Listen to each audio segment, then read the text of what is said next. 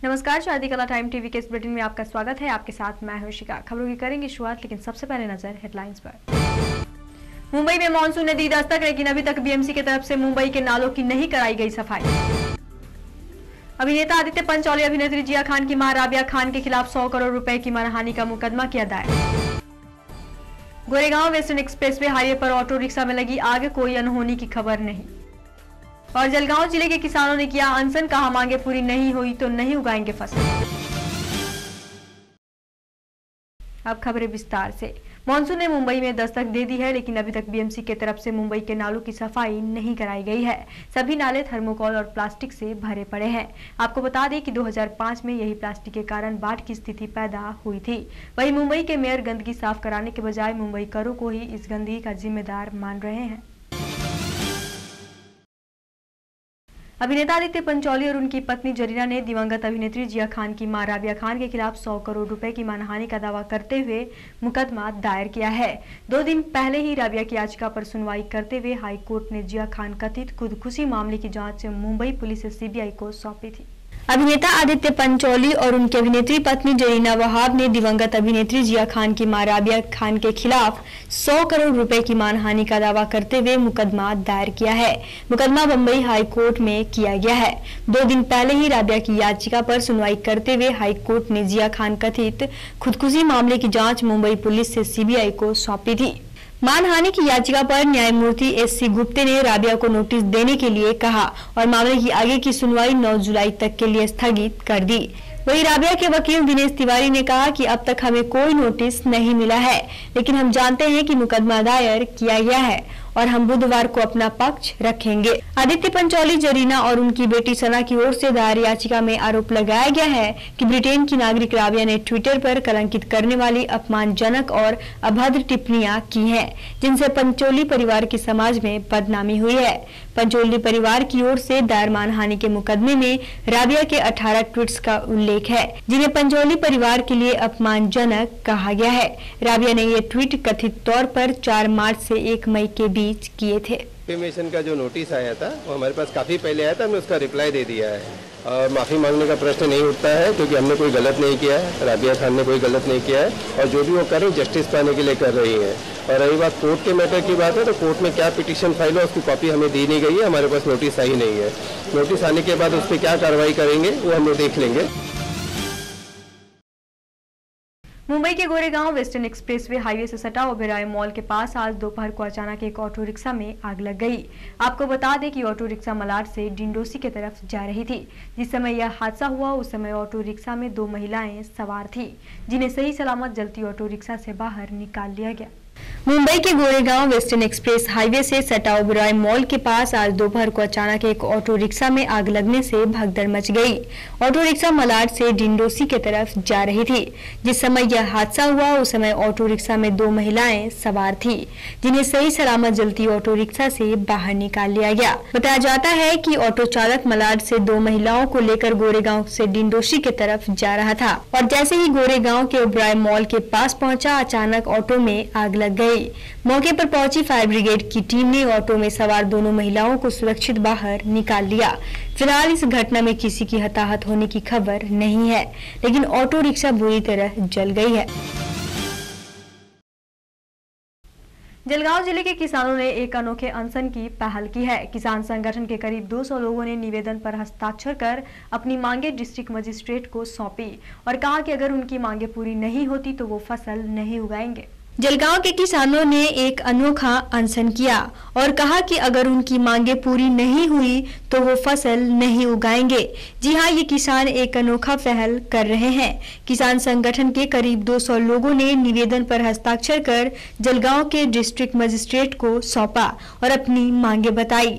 साथ ही उन्होंने कहा कि अगर उनकी मांगे पूरी नहीं की जाती है तो वो फसल नहीं उगाएंगे। वही किसान संगठन की माने तो उनके इस अनोखे पहल में 500 से ज्यादा किसान हिस्सा ले रहे हैं। इस अनशन से तो यह साफ हो जाता है कि अगर किसानों का अनशन जारी रहा तो खेती उत्पादनों पर प्रभाव पड़ेगा और साथ ही और महंगाई भी बढ़ सकती है। महाराष्ट्र शासन को हमने निवेदन दिया कि हमारी मांगे थी, हमें रास्ता चाहिए, हमें बीमा की स्कीम नहीं मिलती है, वो कारपेट की ओले की वजह से हमारा नुकसान हुआ है, बादल की वजह से नुकसान हुआ है। वो नुकसान की भरपाई करने के लिए हम 2 महीने से शासन के पीछे घूम रहे हैं, सरकारी ऑफिसों के चक्कर काट रहे हैं, लेकिन शासन हमारी कोई भी मांग पर यहाँ लक्ष नहीं दे रहा। जळगाव जिल्ह्यामध्ये आता टंचाईची परिस्थिती नाही आहे। इकडे आमच्या धरणमध्ये खूप पाणी आहे।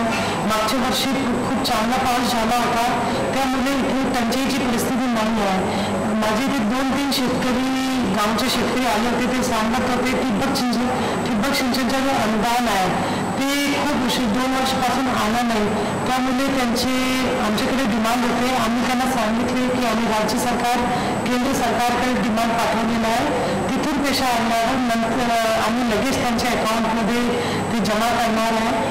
और आम्ही सर्वांना आम्ही समजून सांगितलेलं आहे की आपण सगळे लोक पेरणी करावे, आम्ही त्यांना काही अडचण येणार नाही, प्रशासन त्यांच्या सोबत आहे। वही बारिश नहीं होने के कारण हर कोई परेशान है। किसानों की हालत खस्ता हो गई है। खेतों में अब तक फसल की बुआई नहीं हो पाई है। इसी हालत में मुस्लिम भाइयों ने रब्बुल आलमीन की बरगाह में बारिश के लिए नमाज अदा की और दुआ मांगी।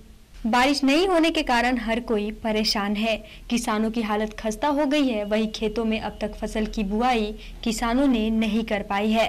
इस हालात को देखते हुए जलगांव में मुस्लिम भाइयों ने रब्बुल आलमीन की बारगाह में बारिश के लिए नमाज अदा की और दुआ मांगी। जलगांव के ईदगाह मैदान में हजारों मुस्लिम भाई इकट्ठा हुए, जिनमें बच्चे बूढ़ों की तादाद काफी रही। दुआ के लिए जो हाथ उठते हैं उसके विपरीत हाथ फैलाकर ये दुआ मांगी गई कि ऐ खुदा, हमने दुआ का तरीका बदला, तू मौसम बदल दे। लोगों ने खूब आंसू बहाकर दुआ मांगी। बताया गया है कि आज बारिश नहीं होती है, तब आने वाले 3 दिन दुआ की जाएगी। सुबह से कब्रिस्तान में जमा हुआ अल्लाह की इबादत के लिए नमाज इस्तिस्का अदा की गई। मौलाना सालिक सलमान ने नमाज की फजीलत बताई और बच्चे, बूढ़े, नौजवान और फिर जानवर वगैरह यहाँ पर जमा हुए। सभी ने अपने गुनाहों की माफ़ी मांगी अल्लाह ताला से। मौलाना उस्मान साहब ने नमाज़ पढ़ाई, नमाज के बाद खुतबा हुआ और फिर मौलाना उस्मान साहब की दुआओं पर और अल्लाह ताला के ऊपर हमारा यकीन है कि अल्लाह ताला वही बारिश बरसाएंगे। उनकी दुआ में असर है, उनकी दुआ में असर है। मुंबई पुलिस ने बीती रात सेक्स रैकेट का भंडाफोड़ किया है। आपको बता दें कि कांदीवली के चॉइस फैमिली ब्यूटी पार्लर के नाम पर चल रहे सेक्स रैकेट पर छापा मारकर 8 लड़कियों सहित पार्लर मालिक को पुलिस ने गिरफ्तार किया है। खबर मुंबई के कांदीवली की है। कांदीवली के ईरानी वाडी साई गार्डन बिल्डिंग में चॉइस फैमिली ब्यूटी पार्लर के आड़ में सेक्स रैकेट चल रहा था। इस हाई प्रोफाइल सेक्स रैकेट का खुलासा कांदीवली पुलिस ने किया। कांदीवली पुलिस ने छापा मारकर सेक्स रैकेट चलाने वाले मालिक के साथ 4 लड़कियों को गिरफ्तार कर लिया। कांदीवली पुलिस को मिली गुप्त जानकारी के अनुसार चॉइस फैमिली ब्यूटी पार्लर पर छापा मारकर चॉइस फैमिली ब्यूटी पार्लर के मालिक सबीर शेख और नसरीन शेख के साथ और 3 लड़कियों को पीटा एक्ट के तहत मामला दर्ज कर गिरफ्तार किया गया। मंडळ 11 चे माननीय पोलीस उपायुक्त श्री राजपूत साहेब यांच्या खास खबऱ्यामार्फत त्यांना माहिती प्राप्त झाली होती की कांदिवली पोलीस स्टेशनच्या हद्दीमध्ये इराणीवाडी येथे काही लोक वेश्या व्यवसाय, ब्युटी पार्लर चालवण्याच्या नावाखाली वेश्या व्यवसाय चालवित आहेत। ती मालवणी डिव्हिजन यांचे कारवाई करण्याबाबतचे आदेश प्राप्त करून सदर ठिकाणी सापळा रचला व खात्री केली असता त्या choice beauty salon Iraniwadi road number 3 दुकान नंबर 18 साईराज गार्डन कांदिवली पश्चिम या ठिकाणी एक महिला व पुरुष इसम हे 3 बळीत मुलीसह मिळून आले। जैसा कि आप जानते हैं कि मुंबई में 3 महीने बाद ही विधानसभा का चुनाव होने वाला है। इसी के मद्देनजर टाइम टीवी के न्यूज हेड ओपी मिश्रा ने कांग्रेस के विधायक राजहंस सिंह से कई मुद्दों पर बातचीत की। पेश है ये इंटरव्यू। चुनाव के सिलसिले में आज डिंडोसी के सिटिंग एमएलए राजहंस सिंह आपके सामने मुखातिब हो रहे हैं। आज पूछते हैं कि उनकी तैयारियां आने वाले विधानसभा चुनाव को लेकर के किस प्रकार हैं। सर, सबसे पहले बताइए, जो लोकसभा चुनाव में आपको आपकी पार्टी को इतनी पराजय का सामना करना पड़ा है, तो आने वाले चुनाव के लिए आपकी किस प्रकार की तैयारियां हैं? नहीं, देखिए, लोकसभा चुनाव में पराजय हुई है, इसमें दो राय नहीं, हम मानते हैं। ये जिस प्रकार से प्रचार प्रसार हुआ है उसमें हम पिछड़े, और जो सपना दिखाया गया जनता को, महीने भर में सपना टूटना शुरू हो गया है। तो लोकसभा चुनाव, और हमने कई बार कांग्रेस पार्टी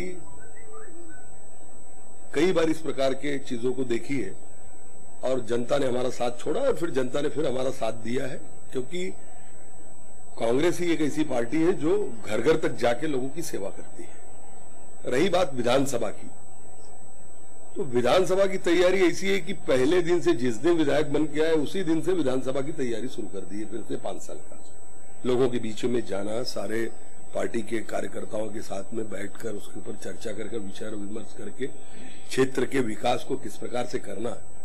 तो ज्यादा से ज्यादा तो यहाँ पर डिंडोसी में स्लम है और यहाँ की रोजमर्रा की समस्याएं बहुत बड़ी बड़ी है लोगों की। 20 साल तक यहाँ पर शिवसेना के विधायक थे और जो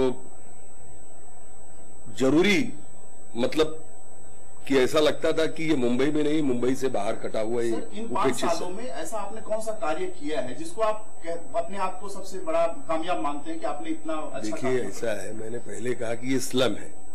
इस स्लम में लोगों को टॉयलेट, पानी, storm water drain, sewerage line, इसकी सबसे बड़ी जरूरत यहाँ की थी। तो ये 20 साल तक ये उपेक्षित ही रहा, ये कटा था पूरे शहर से, मुंबई शहर से। उसका विकास करने का काम किया। बहुत बड़ा यहाँ पर बुआ साड़ी मैदान था, बहुत बड़ा उद्यान, गरीब के बच्चे को खेलने की जगह नहीं, एक 10 एकड़ में उद्यान है, उसे बनाने का काम किया। 20 साल से शांताराम तालाब कर तालाब के नाम पर सिर्फ पटी हुई जमीन थी, उस तालाब का जीर्णोद्धार करके उस तालाब को बनाने का काम किया। 2-4-10 दिनों में उसका उद्घाटन हो जाएगा। वहां पे यहाँ के गरीब बच्चों के लिए जॉगिंग ट्रैक, गार्डन, झूला वगैरह जो भी है, सुशोभीकरण, फाउंटेन, सारी चीजों की व्यवस्था कर। ये बहुत बड़ा मैंने काम किया, ऐसा नहीं। मेरे जैसा इंसान जो कभी भी ये नहीं सोचता कि मैं विधायक बन गया, क्योंकि जब मैं शुरू से ही चुनाव लड़ रहा हूं तब ये तो डॉक्टर बाबा साहब आम्बेडकर का संविधान की तरह से ज्यादा वोट मिला तो आप जीत गए। जीते हम कभी नहीं थे, इसलिए कि मेरे खिलाफ में ज्यादा वोट पड़े थे, लेकिन ज्यादा वोट मिलने से मैं जीत गया। सभी पार्टियों का मिला लो तो, इसलिए हम पहले दिन से ही सारे हमारे पदाधिकारियों को लेकर काम करने का अनुभव रहा है। आप बहुत सालों तक आप बीएमसी में रहे हैं, उसके बावजूद भी आपके क्षेत्र में ज्यादातर नालों की समस्या, स्लम्स की समस्या, ऐसा क्यों है सर? उसको सॉल्व करने में क्या आपको? नहीं, देखिए ऐसा है कि सब कुछ विधायक ही कर देगा, ऐसा नहीं होता। इसीलिए एक कड़ी बनी है। महानगर पालिका के जो सदस्य यहाँ की, वो क्या करते, उनकी भी जवाबदारी, जिम्मेदारी बनती। विधायक ग्रामीण भाग में अलग अलग काम करता है, लेकिन मुंबई का विधायक वही काम करता है जो नगर सेवक करता है, और जो सांसद को भी वही काम करना पड़ता है। हमारे इस बुलेटिन में फिलहाल इतना ही। हमें दीजिए इजाजत। नमस्कार।